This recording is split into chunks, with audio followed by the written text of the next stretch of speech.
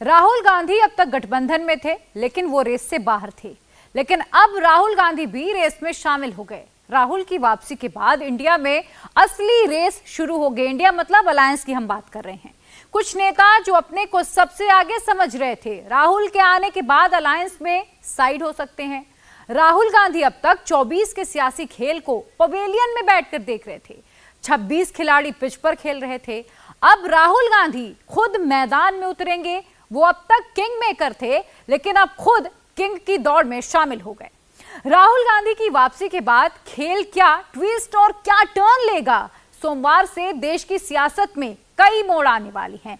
अब आगे क्या होगा, किस तरह के ट्विस्ट और टर्न्स आने वाले हैं, आप इस रिपोर्ट में समझिए।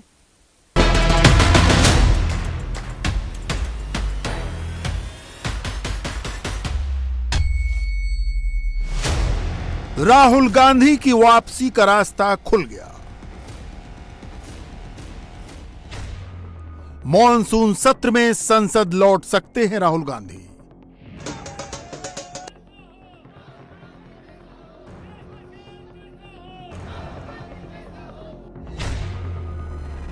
अविश्वास प्रस्ताव में दखल दे सकते हैं राहुल गांधी। मोदी सरनेम केस में सुप्रीम कोर्ट ने राहुल गांधी की सजा पर रोक लगा दी। यह रोक तब तक है जब तक उन पर दोष पूरी तरह साबित न हो जाए। फैसले के बाद सामने आए राहुल गांधी ने अपनी मंशा साफ कर दी। राहुल के बयान से जाहिर था वो बीजेपी और मोदी से दो दो हाथ करते रहेंगे। आज नहीं तो कल, कल नहीं तो परसों सच्चाई की जीत होती है। मगर जो भी हो, मेरा रास्ता तो क्लियर है। मुझे क्या करना है, मेरा क्या काम है, उसके बारे में मेरे दिमाग में बिल्कुल क्लैरिटी है। जिन लोगों ने हमारी मदद की और जनता ने जो प्यार और सपोर्ट दिया, उसके लिए मैं बहुत बहुत धन्यवाद करता हूं। राहुल गांधी पर सुप्रीम कोर्ट का यह फैसला सही वक्त पर आया है। राहुल गांधी के बगैर पॉलिटिकल एरिना एकदम सूना सूना लग रहा था। चुनावी राजनीति के नशेड़ियों को नरेंद्र मोदी बनाम राहुल गांधी का मजा नहीं मिल रहा था। हालांकि नरेंद्र मोदी किसी सिचुएशन को हल्के में नहीं लेते। राहुल गांधी के बगैर भी वो 2024 की तैयारी में जुटे हैं। बीजेपी और एनडीए के नेताओं और सांसदों से मुलाकात कर रहे हैं।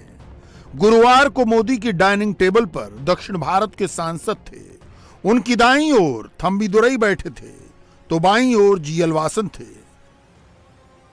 खाने में विशुद्ध दक्षिण भारतीय भोजन था और वो भी केले के पत्ते पर परोसा हुआ। संयोग देखिए, जब शुक्रवार को सुप्रीम कोर्ट राहुल के केस की सुनवाई करने बैठा तो उसकी चिंता में भी दक्षिण भारत का ही एक संसदीय क्षेत्र था। जी हां, केरल में राहुल गांधी का संसदीय क्षेत्र वायनाड। कोर्ट ने जो कहा उसका निचोड़ यह था कि राहुल को अधिकतम सजा देने की जरूरत नहीं थी। निचली अदालत ने इस सजा की वजह नहीं बताई। फैसले से राहुल के चुनाव क्षेत्र के लोग प्रभावित हुए। एक दिन भी कम सजा होती तो सदस्यता नहीं जाती। सदस्यता जाने से संसदीय क्षेत्र अनरिप्रेजेंटेड हो गया। सुप्रीम कोर्ट बेंच ने सांसद होने के नाते अतिरिक्त छूट की बात भी छेड़ी। दिलचस्प ये कि राहुल की सजा सस्पेंड करने का आधार उसने राहुल के चुनाव क्षेत्र को ही बनाया। राहुल गांधी की सियासी शख्सियत एक अहम फैक्टर बनी। मोदी सरनेम मानहानि केस में सुप्रीम कोर्ट ने इस सुप्रीम सवाल पर विचार किया कि राहुल गांधी को अधिकतम सजा देने के पीछे आखिर वजह क्या थी। कोर्ट ने कहा कि राहुल गांधी को सजा देने के समय उनके संसदीय क्षेत्र का ध्यान नहीं रखा गया। इस फैसले से सिर्फ एक व्यक्ति प्रभावित नहीं हुआ, बल्कि उसकी संसदीय क्षेत्र की जनता भी प्रभावित हुई। उसका रिप्रेजेंटेशन बाधित हुआ। इसलिए सुप्रीम कोर्ट ने मैक्सिमम सजा पर रोक लगा दी। हालांकि यहाँ पर गौर करने वाली बात है कि राहुल गांधी दोष मुक्त नहीं हुए हैं, उनके केस पर रोक नहीं है।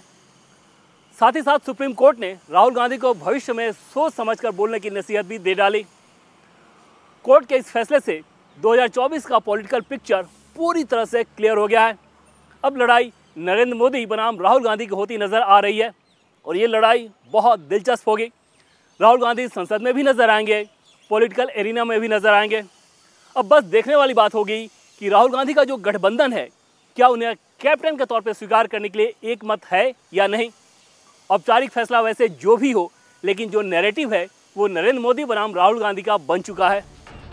इंडिया अलायंस की कैप्टेंसी पर बात आगे करते हैं, मगर उम्मीद की जा रही है कि राहुल सोमवार या मंगलवार को संसद में नजर आएंगे।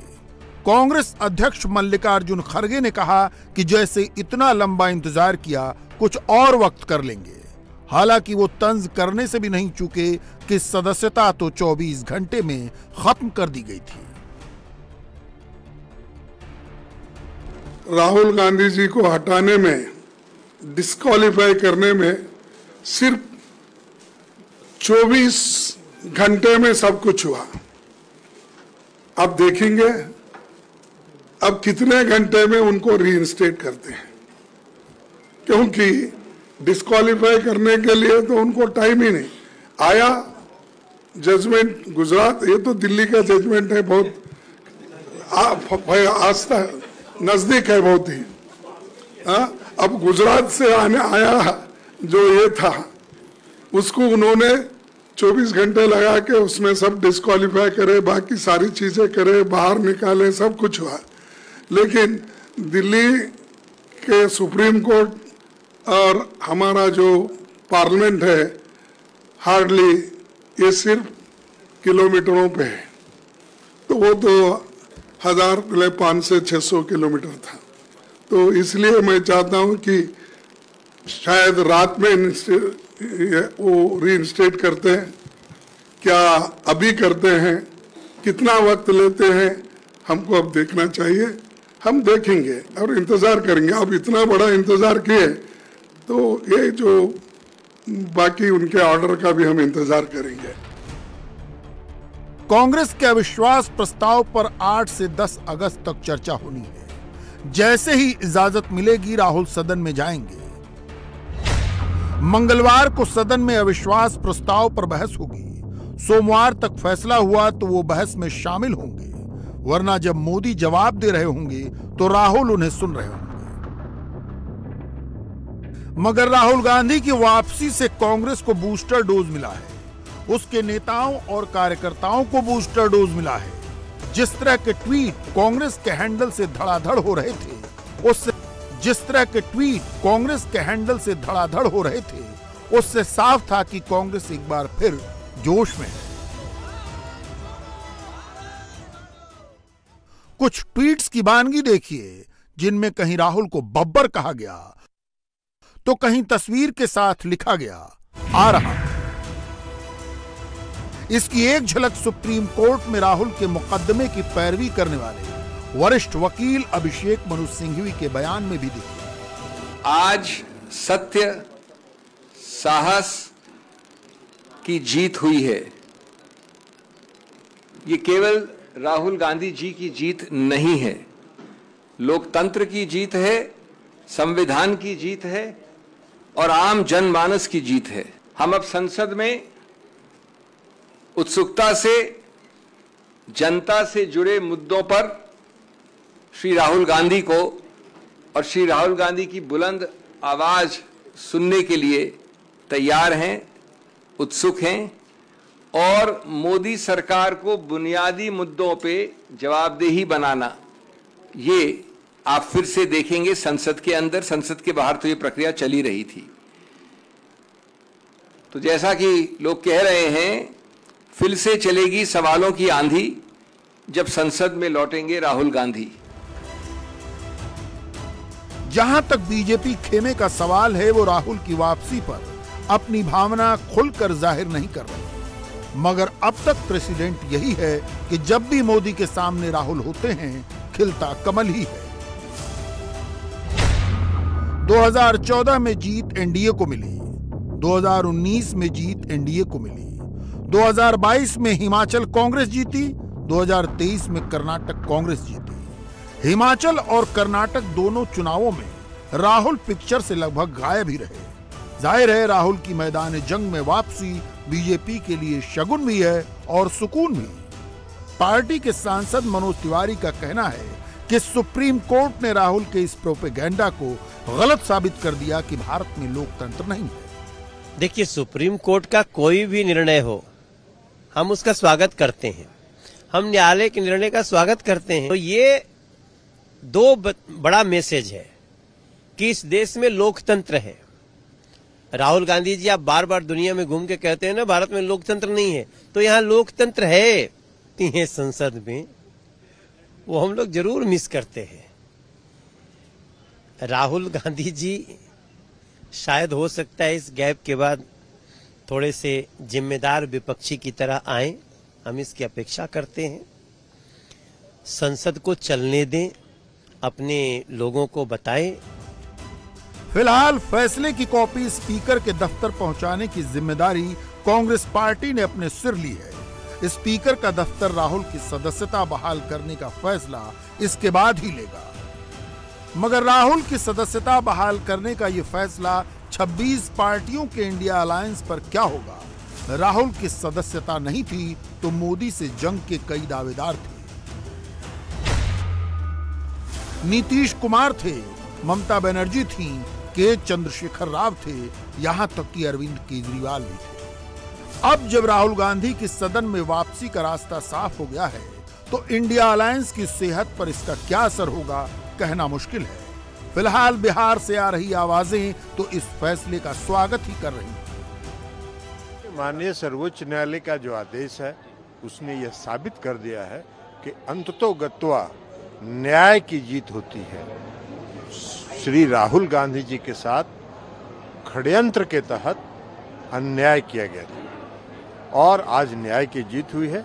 माननीय सर्वोच्च न्यायालय के आदेश को सलाम करते हैं। जब सजा पर रोक हो गया तो पार्लियामेंट पर को तो सदस्यता, अब जो माननीय अध्यक्ष जी ने जो आदेश दिया था उसको वापस लेना ही होगा।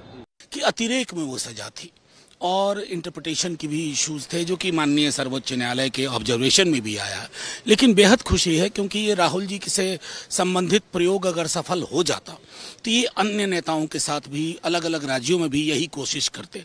संसदीय लोकतंत्र में और अब तक के अपने इतिहास में मैंने किसी को इतनी बड़ी सजा नहीं देखी थी और इसके बहुत दूर तक परिणाम होते हैं।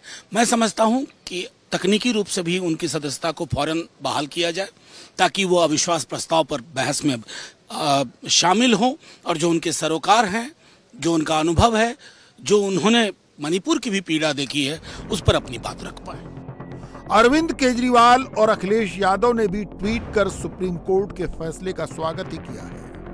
मगर ये बयान फौरी है क्योंकि 24 की चुनावी गंगा में बहुत सा पानी बहना है। राहुल गांधी की अखाड़े में वापसी बहुत से सपनों और बहुत से समीकरणों में बाधा बन सकती है। इसलिए please wait and watch. India TV हर वक्त हर जगह डाउनलोड करने के लिए सर्च करें India TV news Google Play Store या ऐप स्टोर पर।